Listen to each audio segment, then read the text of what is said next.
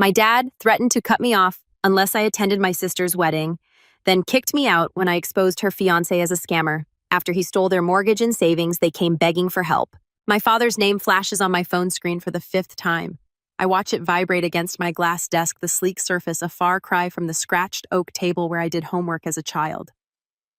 Outside my window, Chicago's skyline gleams in the afternoon sun 5 stories up and 800 miles from the rancher home where I learned to make myself small. I hover my finger over ignore again. The leather chair creaks as I shift my weight. The phone falls silent. 3 seconds later, an email notification appears from Lawrence Reynolds. Subject: your sister needs you, last chance. My stomach tightens as I open it, the words blurring together except for the final line: Chloe's wedding is the most important event of her life. Be there or forget about any future support. A voicemail notification pops up next. I press play and set it on speaker. Maiden, it's your father. His voice fills my apartment, commanding as ever. I don't know what game you're playing, but this has gone on long enough. Your sister's wedding is in 2 weeks and the festivities start this weekend. If you can't put aside whatever grievance you have for Chloe's special time, then you can forget about any future support from this family. Your mother is beside herself with worry. Call me back immediately. A bitter laugh escapes my throat. I cross to the closet and pull out a framed diploma hidden behind winter coats. The golden embossing catches the light. Maiden Ann Reynolds, Bachelor of Science in Data Science, summa cum laude. 3 years collecting dust instead of hanging on my wall because old habits die hard. My phone buzzes with a text from my mother. Please call. Your father is getting impatient. I glance at the calendar on my desk. Chloe's 2-week wedding extravaganza is highlighted in angry red. 14 days of ceremonies, parties, and photo shoots for the golden child's perfect day. I tap open my banking app. $138,139 in savings. More than enough to never need their support again. They just don't know it yet. A memory surfaces. 3rd grade clutching my report card with 5 perfect A's. Mom at the kitchen table nodding without looking up from her magazine. That's nice, honey. That same night, the living room erupting in cheers for Chloe's participation ribbon from the school play. Did you see how she projected her voice? She was the best one up there. Dad's face glowing with pride while I sat invisible on the stairs. The science fair my sophomore year. The blue ribbon I won for analyzing local water quality. The empty chairs where my parents should have been. They'd gone to Chloe's soccer game instead. She'd scored 1 goal and they talked about it for weeks. Principal Williams handed me my award. Your parents must be so proud. I nodded, the hollow feeling in my chest already familiar. Then senior year, the thick acceptance package from the University of Chicago, my hands trembling as I read the scholarship offer. Chicago. Mom's forehead creased with concern. That's so far away. Chloe might feel inferior if you go there when she's just attending community college. Dad didn't even look up from his newspaper. We've discussed this. You're staying local. End of story. The quiet negotiation that followed. I could live in the dorms at State just 20 minutes away for quiet study, I'd argued. They agreed, believing I'd surrendered. 2 weeks later, I boarded a bus to Chicago with everything I owned in 2 suitcases, leaving a carefully crafted paper trail of community college registration and a fake dorm assignment, the calculated risk of my first real independence. Now I stand before my bathroom mirror, no longer the invisible daughter. My reflection shows someone they wouldn't recognize, confident, successful, unburdened by the need for their approval. I return to my desk and trace my fingers over my name on the diploma. Maiden Ann Reynolds. Product analyst, 6-figure salary, invisible no more. My laptop screen glows as I open the airline website. My fingers move decisively across the keyboard, booking a first-class ticket home. Time they finally see me, I whisper to my reflection in the darkened screen. I pack my designer luggage with precision, tucking the diploma between layers of clothes. A gentle smile spreads across my face as I imagine their expressions when they finally learn who I've become. Have you ever had to hide your success from those who should have celebrated it most? What would you do if your family only valued you when they needed something from you? My homecoming is about to teach them a lesson they never expected. The rental car crunches over familiar gravel. I park behind a florist's van, unloading cascades of white roses. My childhood home has transformed into something from a bridal magazine with ivory fabric swags draped across the porch railings. My mother opens the door before I knock. Her hair is colored a precise shade of honey blonde, not a strand out of place. Maiden, finally. Her hug feels like a performance too stiff and too brief. Decided to support your sister, I see. Inside, the house smells of vanilla candles and fresh paint. Wedding planning has turned every surface into a staging area. My father emerges from his study, reading glasses perched on his nose. He doesn't hug me, just nods over a clipboard. Good, you're here. The programs need to be folded and these guest welcome bags assembled. He thrusts the clipboard into my hands. Chloe needs these done by 4. I just walked in the door, Dad. And now you have something useful to do. Chloe appears at the top of the stairs, phone pressed to her ear. No, I specifically said cascading arrangement, not gathered. This is literally ruining everything. She spots me and holds up one finger in the universal sign for wait. Do you understand? This is the most important day of my life. When she finally descends, she air kisses near my cheek. Matt, thank God, the caterer is threatening to quit and Mom is useless with the seating chart. Nice to see you too, Chloe. Elliot's planning the surprise for the reception, and I need to make sure it coordinates with everything else. Elliot, I ask. Her fiancé my mother supplies. You'll meet him at dinner. He's absolutely wonderful. Such a brilliant investor, Chloe corrects with obvious pride. Crypto millionaire. Elliot Brady arrives at precisely 6:30, carrying an expensive bottle of wine and wearing a smile that doesn't quite reach his eyes. He's taller than I expected, with the kind of clean-cut handsomeness that belongs in commercials for luxury watches.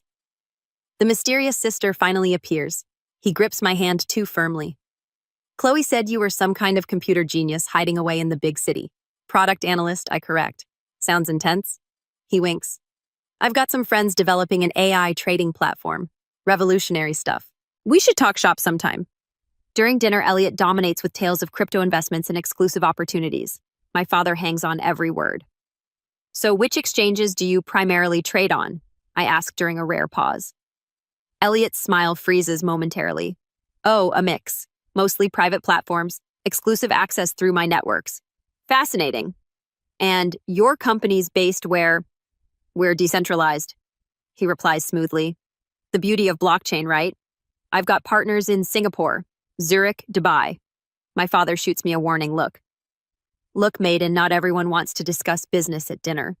Later, searching for wedding programs in my father's study, I stumble across refinancing paperwork for the house dated 3 weeks ago. The property I grew up in, which had been nearly paid off, now carries a sizable new mortgage. Voices drift from the adjacent dining room. Lawrence, are you sure about this second mortgage? My mother's worried tone freezes me in place. That's everything for my inheritance too, Helen. Elliot has guaranteed 20% returns minimum, but $15,000 is... You wouldn't understand investments like these. My father cuts her off. This is what building real wealth looks like. I lean against the wall, my analyst brain calculating risk factors. Second mortgage, family savings, inheritance, all flowing toward Elliot's vague investment opportunity. He's a fraud. Aunt Helen's voice is barely above a whisper as we stand in the back garden, supposedly admiring her contributions to the wedding flowers. You see it too, I ask. She nods, her gray eyes so similar to mine, sharp with concern. Your father won't listen to me. Started talking about how I've always been jealous of his success. Mr. Wilson down the street lost $50,000 in an exclusive investment opportunity last year, she continues. Sounded awfully familiar when I heard about Elliot's proposals. Maiden. A familiar voice calls from the fence line. Mr. Thomas, my old science teacher, waves. I've been following your career. That Chicago data science program you attended is one of the best in the country. I freeze. How did you... Unlike your parents, some of us actually pay attention, Anne. Helen pats my hand. For the first time since arriving, I feel seen. Dad. Mom. I think we need to talk about Elliot. We're in the living room that evening. What about him? My father doesn't look up from his newspaper. I've noticed some inconsistencies in his business claims. The way he describes his investments doesn't align with how crypto markets actually function. My mother sighs dramatically. Honestly, maiden, you've always been jealous of your sister's happiness. This isn't about jealousy. His investment claims don't make mathematical sense. My father finally looks at me, his expression hardening. You don't understand business at this level, maiden. Not everything fits into your little spreadsheets. The front door opens and Chloe enters with Elliot. She immediately senses the tension. What's going on? Your sister has concerns about Elliot's business. Chloe's face crumples. Are you serious? You show up after 3 years and immediately try to ruin the only good thing in my life. Elliot places a protective arm around her. It's okay, babe. Some people just don't understand innovation. I look at their faces defensive, dismissive, deluded, and realize I've miscalculated. They don't want the truth. They want the comfortable fiction that makes Chloe special and Elliot a prince. The invisible daughter sees everything, but no one wants to look. When you see loved ones heading for disaster, how far should you go to protect them from themselves? Would you risk further rejection to save family who never appreciated you? I tuck myself into the corner booth at Rosie's coffee shop, the same spot where I studied calculus during high school. The vinyl seat squeaks beneath me, familiar yet foreign now. My laptop screen glows with open tabs, business registries, investment forums, social media profiles. 3 previous identities stare back at me. Ethan Lewis, Edward Lambert, Elliot Lawson. Now, Elliot Brady. My finger traces the pattern on the screen. Same man, different names. Same charming smile, different victims. I sip my black coffee, its bitterness matching the taste in my mouth as I connect unmistakable dots. Need a refill, hun Margie. The same waitress from my teenage years appears at my elbow. Her eyes widen as she studies my screen. My cousin lost everything to a man who looked just like that, called himself Edward something. My stomach tightens. Lambert. That's it. She sets the coffee pot down. Investment scheme. Left town right before the wedding, broke her heart and emptied her savings. I pull up another browser window. Margie, would she talk to me? A woman in her 50s sits across from me 2 hours later, hands trembling around her mug. I thought I was special, Karen whispers. He made me feel chosen. My sister thinks the same thing. Karen slides a folder across the table, pictures bank statements, police reports that went nowhere. Her jaw tightens. He disappeared 3 days before our wedding along with $60,000 and my mother's heirloom ring. The photographs confirm what I already know.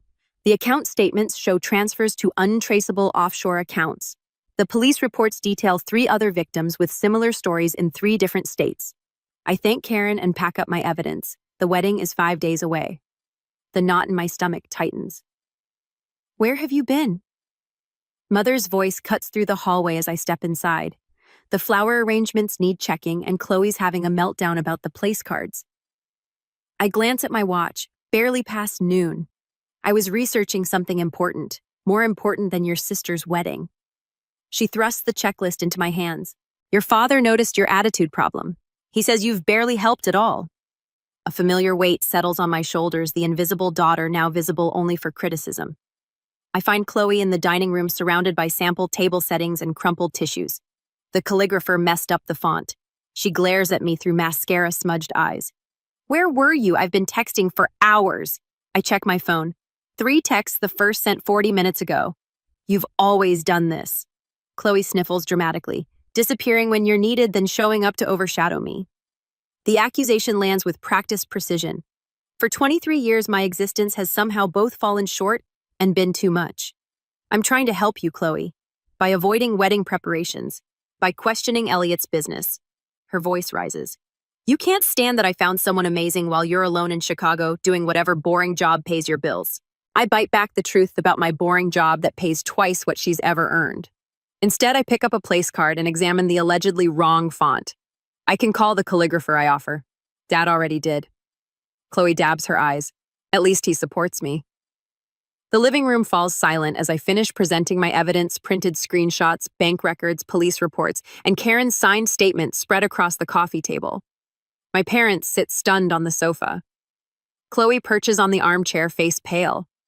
Elliot stands by the fireplace, his expression carefully composed. This is clearly a case of mistaken identity. His smile doesn't reach his eyes. I have a common face. People mix me up all the time. 3 different women in 3 different states. I keep my voice steady, all with the same experience of a man matching your description using names similar to yours and disappearing with their money right before the wedding. Maiden. My father's voice carries a warning. This is absurd. Dad, look at the pictures, look at the timeline, look at the pattern. I push a photo toward him. I've never seen this woman in my life. Elliot insists, gesturing at Karen's statement. Chloe jumps to her feet. I can't believe you'd go this far to ruin my happiness. Tears stream down her face. You've always been jealous of me, jealous. The word catches me off guard. I'm trying to protect you. By ambushing my fiancé with these fabrications, Chloe snatches the papers from the table, crumpling them in her fist. Chloe, I reach for her arm. The second mortgage, your retirement fund, Mom's inheritance. It's all gone to his investment opportunity. Don't you see the pattern? That's enough. My father stands face flushed. You need to leave this house right now. Elliot places a comforting hand on my father's shoulder. Lawrence, it's all right. She's just concerned for her sister. Misguided, but coming from a good place. His practiced sympathy makes my skin crawl. I'm not leaving. I stand my ground, straightening to my full height, and I'm not the same invisible daughter anymore. Silence falls across the room. What are you talking about? My mother asks. I didn't go to community college. The truth rushes out after years of containment. I graduated top of my class from the University of Chicago 3 years ago. I'm a product analyst at Tech Fusion. I make 6 figures. I've been supporting myself entirely since I was 18. Their stunned faces would be satisfying under different circumstances. That's impossible, my father stammers. Is it? I pull out my company ID badge, check my LinkedIn profile, call my office. I've been someone else entirely while you were too busy with your golden child to notice. Chloe sinks back into her chair, her expression flickering between shock and disbelief. And now, I'm giving you one chance, your last chance to see the truth before it's too late. I gather the scattered evidence, carefully reassembling the case. This man is not who he claims to be. The wedding is in 5 days. His pattern is to disappear 3 days before the ceremony once he has access to all the funds. Elliot's mask slips for just a second.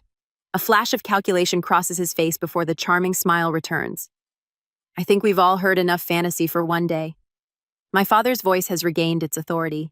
Maiden, I won't ask again. Leave. Now. I look at each of them, my father's rigid certainty, my mother's conflicted loyalty, Chloe's defensive anger, Elliot's practiced concern. When he disappears with everything you have, I say quietly, gathering my belongings, remember that someone tried to warn you. The front door feels heavier than it did when I was 17, sneaking out to study at the library. This time, I'm not hiding who I am. This time, I'm walking away with the truth they refuse to see. Have you ever had to stand alone with the truth while everyone you love chose comfortable lies? What would you do if you were me? Walk away or fight harder for a family that refused to listen? My next decision will change everything. My phone won't stop buzzing. I set it face down on my kitchen counter and pour another cup of coffee, watching the steam rise in the morning light of my Chicago apartment. 2 days before Chloe's wedding, and the notifications have evolved from demanding to desperate. I flip the phone over, 17 missed calls, 23 text messages, 5 voicemails. The first voicemail plays on speaker. Maiden, he's gone. My father's voice cracks a sound I've never heard before. Elliot disappeared last night. Call us back. The second message is worse. The accounts are empty. Everything, even your mother's retirement fund. His commanding tone has vanished, replaced by something hollow. The third catches me off guard. The police said without a written contract, there's little they can do. My mother's voice trembles. They called it a civil matter. Please, Maddie, we need you to come home. She hasn't called me Maddie since I was 10. Chloe's text glows on the screen. You were right. I didn't listen. Please help us. I trace my finger around the rim of my coffee mug. From my 15th floor window, Lake Michigan stretches blue and boundless, 15 stories up, and a lifetime away from the family that only sees me when disaster strikes. My mentor Vivian answers on the second ring. You sound troubled, she says instead of hello. They finally believe me about Elliot, I tell her, now that he's gone with their money. And they want your help. Yes. Vivian's silence holds decades of wisdom. She helped me build my career when my own parents couldn't be bothered to attend my graduation. What are you considering? She finally asks. I press my forehead against the cool glass of my window. I haven't decided yet. Boundaries aren't walls, Maiden. They're doors you control. After we hang up, I book a flight home for the second time that month. The difference is that this time I pack only enough clothes for 3 days. The wedding tent stands half dismantled in the backyard when my cab pulls up. White chairs are stacked against the fence. The elaborate flower arrangements, now wilting, still adorn the porch rails. My mother opens the door before I knock. Her makeup-free face has aged 5 years and 2 days. You came. Her arms hover for a hug. I don't step into it. My father paces the living room, phone pressed to his ear. He hangs up when he sees me. His eyes flick to my designer handbag and the watch on my wrist. We thought perhaps you might be able to help with... He clears his throat. Financial assistance, until we sort this out. What will the Hendersons think? My mother wrings her hands. And the country club board? Your father is treasurer. Chloe sits curled on the couch wearing sweatpants and one of my old high school t-shirts she must have found in my former bedroom. Her eyes are swollen. If you had been more supportive from the beginning, I might have listened. Her voice lacks its usual edge, but the blame lands familiar nonetheless. You were always so negative about him. I set my handbag on the coffee table and unbutton my coat. The living room feels smaller than I remember. The walls still display Chloe's dance trophies and not a single one of my academic achievements. I can help with some things, I say, my voice steady. Not all. My father straightens. Now, Maiden, as your father, I can help you file police reports properly. I can contact my colleague who specializes in financial fraud recovery. I can connect you with a lawyer who handles cases like this.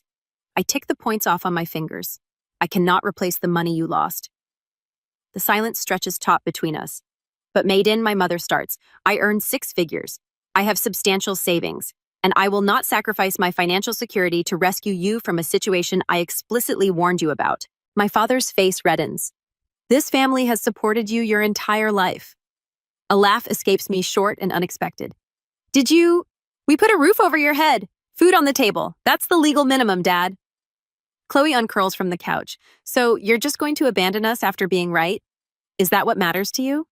Being right. I meet her gaze steadily. What matters to me is being respected, being heard. I exhale slowly.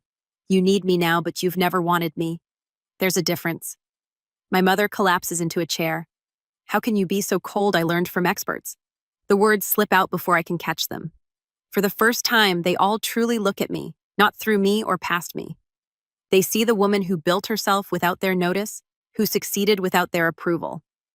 These are my boundaries, I say quietly. I will help you navigate this legally. I will stay 3 days. I will not empty my savings account or co-sign loans. Those are my terms. My father starts to speak, stops, then tries again. When did you become this person? When you weren't looking? Is it our obligation to help family when they've treated us poorly, or is setting boundaries an act of self-respect? What conditions would you set before helping those who only turn to you in crisis? Father paces the living room, each heavy footfall drumming his authority into the floorboards I once tiptoed across. As head of this family, I've always made decisions with everyone's best interests at heart. This situation requires a united front. I sit perched on the edge of the same armchair where I'd curl up with books as a child, trying to disappear. Not anymore. Mother wrings her hands, wedding ring clicking against her knuckles. Blood is thicker than water, Maiden. Surely you understand that now. The familiar weight of their expectations presses down. I straighten my spine. You've always thought you were better. Chloe's voice cracks. Her mascara-streaked face bears little resemblance to the beaming bride-to-be from the wedding invitations still scattered across the coffee table. Perfect Maiden with her fancy job and big city life. I check my watch. They've been at this for 27 minutes. The coordinated pressure, the guilt, the attempt to make me fold like the paper dolls Chloe and I once played with. She got the pretty dresses. I got the torn scraps. When I was 8, I say, my voice steady, I won the district spelling bee. You told me you couldn't come because Dad had an important meeting. Father's mouth opens. I raise a hand. I saw you both at Friendly's afterward with Chloe celebrating her participation ribbon from field day. The silence hangs thick as summer heat. 10th grade, my science project on agricultural runoff won state recognition. The ceremony was the same night as Chloe's choir concert where she sang in the back row. You chose the concert. Mother's gaze drops to her lap. My high school graduation? You left immediately after because Chloe had a date to prom and needed help with her hair. The grandfather clock ticks in the corner, marking seconds of uncomfortable truth. Christmas 2020. I got you each thoughtful gifts based on conversations we'd had that year. You gave me a generic gift card with the wrong name on it. The front door opens with a familiar creak. Aunt Helen stands framed in the doorway, clutching her purse like a shield. I saw it all. Her voice wavers but holds. Every recital you missed, every achievement you downplayed. I watched this child wilt while you fawned over her sister. My father's face flushes crimson. This is family business, Helen. I am family, my aunt says. Someone in this room needs to acknowledge what happened in this house. I rise from the chair, my full height suddenly apparent in this room where I spent so many years trying to shrink myself. I'll help with the house. My voice fills the space I never claimed before. I'll cover the second mortgage. I'll arrange for the credit card debt to be consolidated. Their faces flash with relief, quickly hidden. But I won't help with your reputation. I won't pretend Chloe wasn't scammed by a man any decent background check would have flagged. I won't lie to the neighbors about where the money went. I meet each of their eyes in turn. I won't attend any community functions where you parade me around as the dutiful daughter who swooped in to save the day. Father's jaw clenches. You don't get to dictate terms in my house. I do when I'm the one with the means to save it.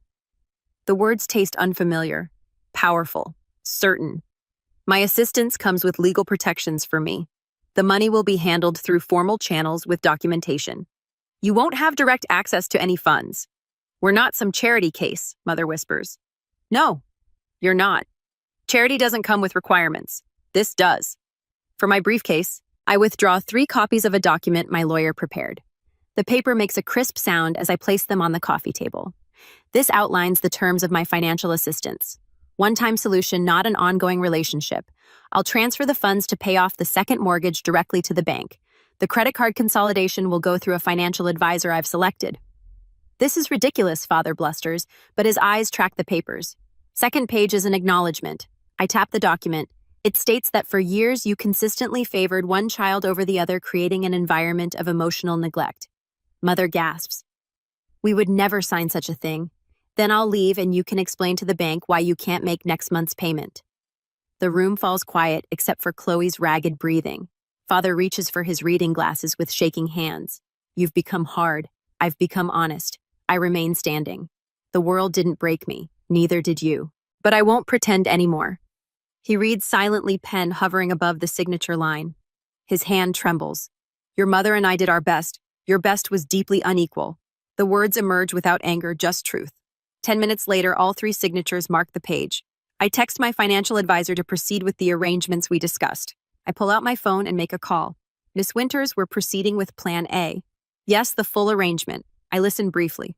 Thank you. The documentation has been signed. You'll receive copies within the hour. I turn to my family. Rachel Winters is a certified financial advisor who specializes in family debt restructuring. She'll contact you tomorrow to begin the process. Everything will go through her, not me. Father opens his mouth to object. This isn't negotiable, I say. She'll ensure the mortgage gets paid and creditors are handled properly. The money never touches your accounts directly. I gather my things without rush or ceremony. No tearful embraces. No promises to call soon. I hope you find peace with your choices. I straighten my jacket, checking that I have everything. Aunt Helen follows me onto the porch. Will you be all right? The afternoon sun warms my face as I look at the street where I once waited for a school bus dreaming of escape. I already am. I walk to my rental car, back straight steps measured. The rearview mirror shows the house growing smaller, but I don't look back. Some bridges can't be rebuilt. Some shouldn't be. Sunlight streams through the bay windows of my home office, casting golden rectangles across the maple desk, where I've arranged my life in neat, purposeful rows. My Chicago apartment is gone, traded for this craftsman bungalow with its solid bones and history. 1 year since I walked away from the Reynolds family drama. The diploma now hangs centered on the wall. Maydeen Ann Reynolds, Bachelor of Science in Data Science, summa cum laude. No longer hidden behind winter coats. No longer secret. My laptop chimes with an incoming video call from Layla, the 3rd student in my mentorship program for first-generation college women. Her face appears bright with news. About that scholarship interview, I used that preparation technique you taught me. She tucks her dark hair behind her ear. When they asked why I deserved it more than others, I didn't apologize or minimize. I told them exactly what I'd accomplish with it. I lean forward, and her smile breaks wide. They called an hour ago. I got it. You earned it. I correct her gently. There's a difference. After the call, I step into my backyard garden. Spring has coaxed the first green shoots from soil I've amended and nurtured through seasons of patience. My fingers brush the tender leaves of tomato seedlings. These will grow strong, unlike the withered roots I left behind. The letter from my therapist, Dr. Chen, sits on the patio table. 1 year of weekly sessions documented in her precise handwriting. Patient demonstrates significant progress in establishing healthy boundaries and recognizing her inherent values separate from family validation. Wednesday afternoons still belong to the community center where I teach financial literacy to young women. Last week, Tanya, a quick-witted 17-year-old with a spark that reminds me of myself, spotted the warning signs in a pyramid scheme targeting her mother. I showed her the numbers don't add up, she told me, straightening her spine. My phone buzzes with Aunt Helen's monthly update. I scan the text. Dad and Mom still struggling to refinance the house. Chloe working part-time at the local bank, attending therapy twice a month. No mention of attempts to contact me directly. The boundary holds firm on both sides. The garden timer chimes. Time to prepare for tonight. The community center auditorium fills with steady applause as I walk toward the podium. The mentorship program I founded has been recognized for its impact on first-generation college students. The award feels substantial in my hands, glass and metal catching the light solid and real. I scan the crowd as I speak. No empty chairs where parents should sit. Instead, Dr. Chen nods encouragingly from the third row. My neighbor, Mrs. Grayson, who brings me heirloom tomato seedlings, beams with unrestrained pride. Colleagues from work who value my analytical mind for exactly what it is. Friends who ask how I'm doing and actually wait for the answer. When I started this program, I tell the audience I thought I was helping others find what I never had. What I discovered instead was that worth doesn't come from external validation. It grows from within when we truly see ourselves. Back home, I open my laptop to finalize details for the Reynolds Visibility Scholarship for academically accomplished students whose achievements have been overlooked. The essay question reads, describe a time your contributions went unrecognized and how you maintained your sense of value. A notification pops up from Sasha, my first mentee. You saw me when no one else did. That changed everything. As twilight softens the edges of the day, I water my garden with methodical care. The tomato plants stand alongside peppers, zucchini, and herb seedlings, each one chosen, planted, and tended by hands that know their own strength. The rustle of leaves in the evening breeze sounds like whispered approval. I touch the stem of a rose bush I pruned severely last fall. It's sprouting new growth stronger than before. Some things grow stronger when cut back. I smile as I survey the life I've built, thriving, rooted, and finally completely visible.